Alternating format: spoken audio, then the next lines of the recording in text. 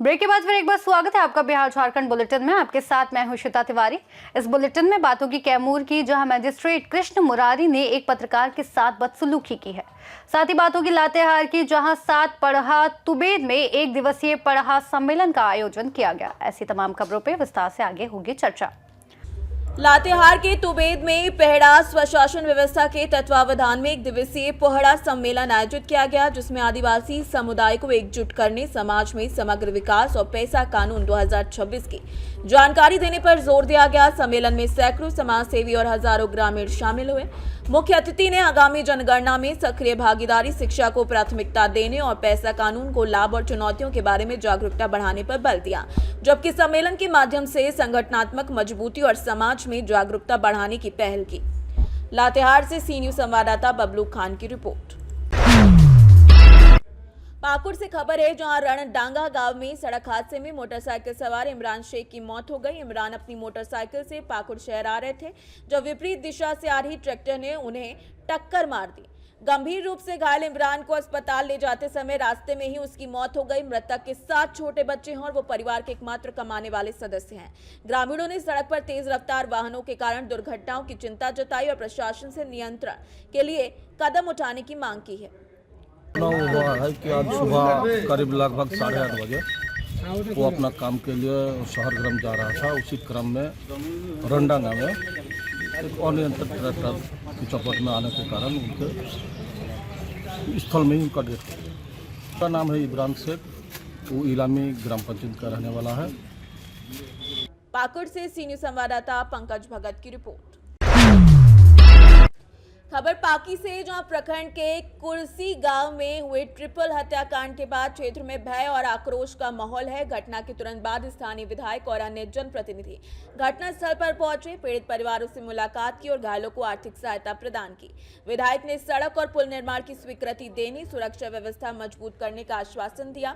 समाज कल्याण पदाधिकारी ने अंधविश्वास के खिलाफ जागरूकता अभियान चलाया और पीड़ित परिवारों को सामाजिक सुरक्षा योजनाओं से जोड़ा। प्रशासन और जनप्रतिनिधियों की सक्रियता से गांव में स्थिति धीरे धीरे सामान्य हो रही है, लेकिन घटना ने अंधविश्वास और सुरक्षा पर गंभीर सवाल उठाए हैं। सखी वन स्टॉप सेंटर में उस बच्ची को ले जा करके रखेंगे, क्योंकि यहाँ अभी उनके घर पे कोई भी नहीं है। तो ऐसी स्थिति में उसको यहाँ रखना ठीक नहीं है। अभी बच्ची हॉस्पिटल में है, तत्काल हॉस्पिटल में उसका पूरा इलाज संभव है। तो इलाज जैसे ही हो जाता है उसको हम लोग सखी वन स्टॉप सेंटर में ही रखेंगे। आवास योजना के बारे में हमारे माननीय विधायक जी ने कहा कि आवास योजना का लाभ इनको दिया जाना चाहिए।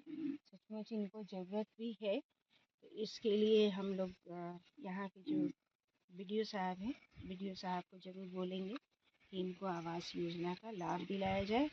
और जिला प्रशासन और हमारी एसपी मैम सबकी आप जागरूकता अभियान शुरू करिए। इसके साथ साथ आंगनबाड़ी के जो हैं ये सुपरवाइजर हैं, उनको भी हमने कहा है कि जो पढ़ाई और खिचड़ी खिलाई के साथ साथ आप लोगों को जागरूक करने का काम करिए कि अगर डायन ओझा के नाम पर किसी को कोई प्रताड़ित करता है या कहता है कि वो डायन लगा दिया, ओझा लगा दिया, तो उस पर ऐसो कम से कम ऐसो जरूर खबर हो, केस होना चाहिए उस पर। और साथ ही साथ ये जितने ओझा डाइन ऐसो का देवास लगाने वाले लोग हैं, पलामू जिला को के साथ साथ पांकी विधानसभा और पांकी विधानसभा के साथ साथ पूरे राज्य में इस प्रकार से जहाँ जहाँ कहिए कि एवास देवास का धंधा चलता है, भूत प्रेत बताने वाला धंधा चलता है, उस पर सरकार FIR करे, FIR करके उसको देवास लगाने का काम बंद करे। और नहीं तो वही लोग बताता है कि अमुक व्यक्ति ऐसा है, अमुक व्यक्ति वैसा है, वही देवास वही भूत लगा दिया, वही प्रेत लगा। पाकी पलामू से सी न्यूज संवाददाता अमित शर्मा की रिपोर्ट।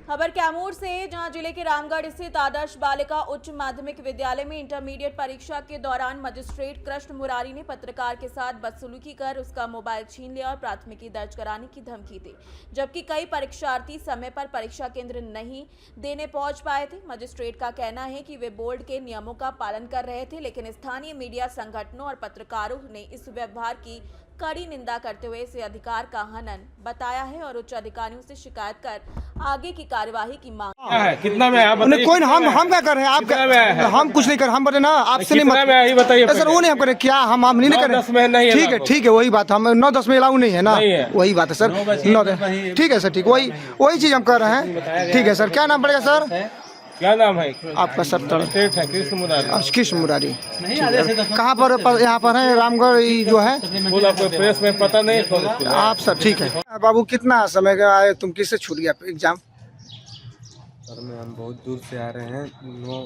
9:10 हो गया घुसने नहीं दे रहा 9:10 पे गेट पे घुस आए आप घुसने नहीं दिए कहाँ से आए बाबू आ रहे हैं मर्चा से मर्चा किसकी अच्छा क्या नाम पड़ेगा सेंटर कहाँ था आपका